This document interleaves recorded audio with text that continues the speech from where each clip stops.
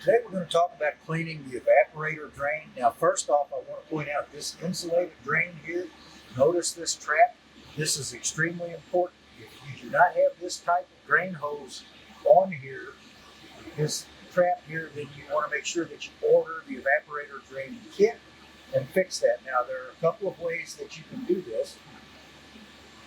If you can disconnect this hose here, you can actually come in here. Now, one of the best ways to clean this would be to take another piece of tubing and slide it over that, and then take your shop vac and suck it out that way. Or if you've got a piece of flexible tubing, like I have, and notice it's, see how springy it is?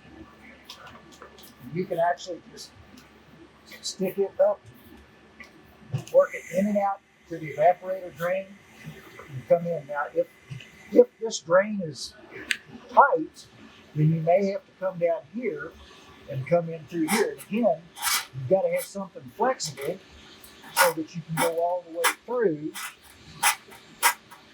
You just keep pushing it, working it back and forth.